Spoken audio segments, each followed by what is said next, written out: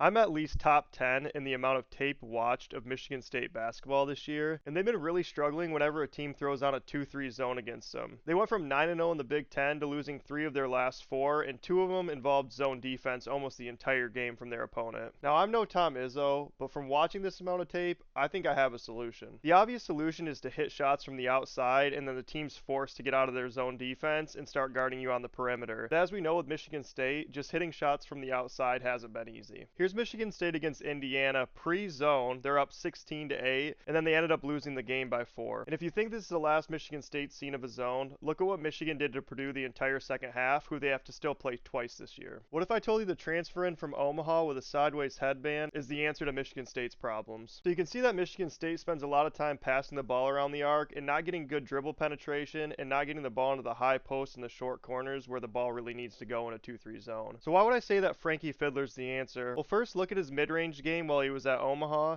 and then look at what he was able to do in the high post in a 2-3 zone against Penn State. Michigan State was really struggling against Penn State's 2-3 until Frankie took over that high post. And look what he was able to do against Indiana as well. Every time that Frankie touched the ball in the high post, Michigan State's average points per possession was 1.4. In the possessions that he did not touch the ball in the high post, their average points per possession was just 0.57. The reason I'm keying in on Fiddler specifically to play that role is that he can just turn around and shoot from that position, but he also has enough guard skills to put the ball on the floor or survey the floor and make the right read for a kickout. Which, no knock on anybody else, but that's not true of all the players playing that role for the Spartans. I especially like this play here where Trey just forces the ball to Fiddler, and sure enough, he turns around and makes a bucket. So I know I'm kind of loading up on this one concept, and there's a lot of other things to do to attack a zone. For example, when Akins put his head down and really was just decisive and still decided to dribble penetrate, he had some success. And then also, Jeremy Fears has a lot more success in a man-to-man where he can push the ball and then exploit his matchup. But in a zone, Trey has a lot more ability to get into gaps and hit those little floaters and awkward shots that you really need to be able to hit within a zone. Not only that, he's a better three-point shooter as well. So with the fact that Michigan State's definitely going to see some more zone this year, and they might even see it out of teams that haven't pulled it out, just because of the amount of trouble that they've had against zones, I'd really like to see Michigan State focus on getting the ball to Fiddler in the high post and letting him decision make, then also committing to dribble penetration and making sure that they still try to get by the guy in front of them and not just pass the ball around the perimeter.